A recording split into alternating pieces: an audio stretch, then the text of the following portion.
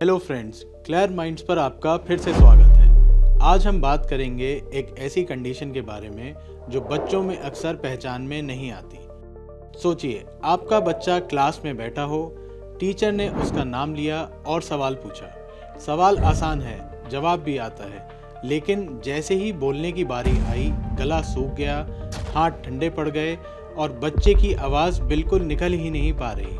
बच्चा बोलना चाहता है पर उसे अंदर से कुछ रोक रहा है। सोचिए कि आपके बच्चे के साथ ये रोज़ हो, स्कूल में, टीचर्स के सामने या नए लोगों के सामने। कुछ ऐसा ही होता है उन बच्चों के साथ जो सेलेक्टिव म्यूटिज्म डिसऑर्डर से गुजर रहे होते हैं। हो सकता है ये वीडियो आपको थोड़ा लंबा लगे, लेकिन इसे पूरा ज़रूर देखें क्योंकि शायद ये आपके बच्चे के फ्यूचर के लिए बेहद इम्पोर्टेंट हो। सेलेक्टिव म्यूटिज्म एंजाइटी डिसऑर्डर्स का एक पार्ट है जिसमें बच्चे की घबराहट या डर उसे बोलने नहीं देता।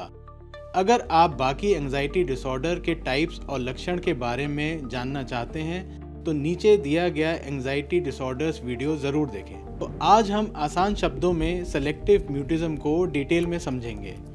पहले बात करते हैं सेलेक्टिव म्यूटिज्म को कैसे पहचाना जाता है और इसमें आम तौर पर कौन कौन सी चीज़ें देखने को मिलती हैं। सेलेक्टिव म्यूटिज्म एक ऐसी कंडीशन है जिसमें बच्चा कुछ सिचुएशंस में बिल्कुल नहीं बोलता, जैसे स्कूल में या अजनबी लोगों के सामने, जबकि बाकी जगह, खासकर घर पर, वो बिल्कुल नॉर्मल बात करता है।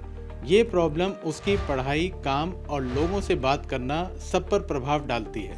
पर एक बहुत ज़रूरी बात, इस कंडीशन को डिसऑर्डर के तौर पर तभी देखा जाता है जब ये प्रॉब्लम कम से कम 1 महीने तक बनी रहे।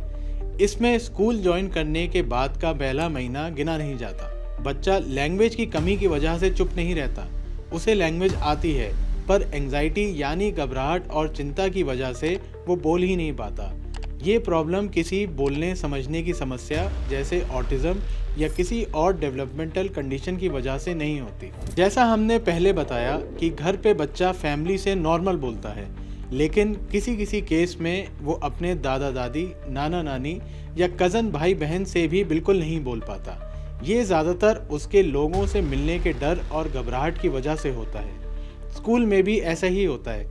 ऐसे बच्चे अक्सर बोलने से इनकार कर देते हैं, जिससे टीचर्स उनके पढ़ने लिखने की क्षमता को सही से जांच ही नहीं पाते। बोलने की जगह बच्चा कभी कभी हल्की आवाज़, इशारे या लिखकर अपनी बात बताता है। और जहां बोलने की ज़रूरत नहीं होती, जैसे स्कूल के ड्रामे में बिना बोले निभाए जाने वाले रोल्स, उनमें बच्चा आराम से भाग ले लेता है। चलिए अब देखते हैं कि सेलेक्टिव म्यूटिज्म की वजह से बच्चों में और कौन कौन से बर्ताव या मुश्किल सामने आ सकती हैं। सेलेक्टिव म्यूटिज्म के साथ बच्चों में कुछ अलग बर्ताव भी देखा जाता है, जैसे बहुत ज़्यादा शर्माना, लोगों के सामने शर्मिंदा होने का डर, दूसरों से अलग अलग रहना, माँ बाप से चिपकना, एक ही चीज़ बार बार करना, गुस्से वाले नखरे, बात ना मानना या काम उल्टा करना। सेलेक्टिव म्यूटिज्म की वजह से बच्चे बाहर के लोगों से बात करने से बचने लगते हैं। जैसे जैसे वो बड़े होते हैं, उनका अलग रहना या लोगों से बचना और ज़्यादा बढ़ सकता है। स्कूल में पढ़ाई भी प्रभावित होती है क्योंकि वो टीचर को अपनी परेशानियां बता ही नहीं पाते, जैसे क्लास असाइनमेंट समझ नहीं आना या कहीं जाने की परमिशन ही नहीं मांग पाना।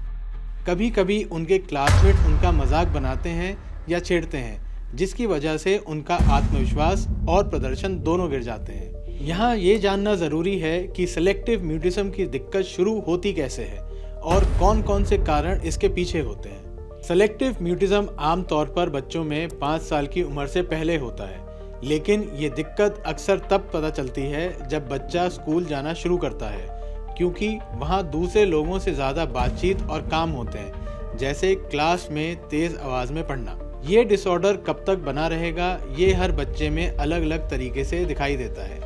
काफ़ी बच्चे बड़े होते होते इस प्रॉब्लम से बाहर आ जाते हैं, लेकिन ऐसा क्यों होता है इसका कोई प्रमाण नहीं है। ज़्यादातर केसेस में सेलेक्टिव म्यूटिज्म धीरे धीरे कम हो जाता है, लेकिन सोशल एंजाइटी यानी लोगों के सामने घबराहट या डर महसूस करना अक्सर बड़े होने पर भी रह जाता है। सेलेक्टिव म्यूटिज्म के कुछ रिस्क फैक्टर्स भी होते हैं, यानी वो चीज़ें जो सेलेक्टिव म्यूटिज्म होने का खतरा बढ़ा सकती हैं। इसमें बच्चे का अपना स्वभाव काफ़ी मायने रखता है। स्वभाव से जुड़ी कोई खास वजह तो साफ पता नहीं चलती, लेकिन अगर बच्चा जल्दी घबराने वाला, चिंता करने वाला और डर या संकोच करने वाला हो तो सेलेक्टिव म्यूटिज्म का रिस्क बढ़ सकता है। फिर माँ बाप का नेचर अगर शर्मीला, सबसे दूर रहने वाला या सोशल एंजाइटी वाला हो तो इससे बच्चे में सेलेक्टिव म्यूटिज्म का खतरा बढ़ सकता है। अगर माँ बाप खुद लोगों के सामने बात करने में असहज महसूस करते हैं तो बच्चे उन्हें देखकर वैसे ही बर्ताव करने लगते हैं।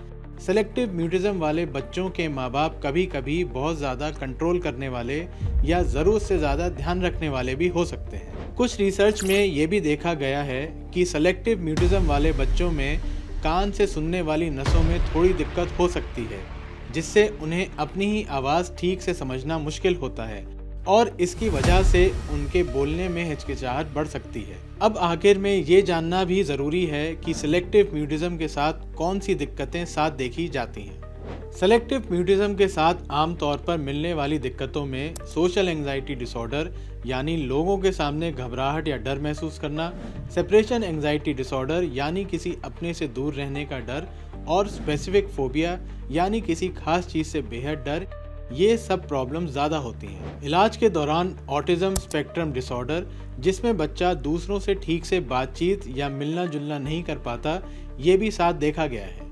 तो दोस्तों, सेलेक्टिव म्यूटिज्म एक ऐसी दिक्कत है जो पहली नज़र में छोटी लगती है। बच्चे को अक्सर शर्मीला बोलकर नज़रअंदाज कर दिया जाता है, लेकिन इससे बच्चे की पढ़ाई, उसके सामाजिक रिश्ते और आत्मविश्वास पर गहरा असर पड़ता है।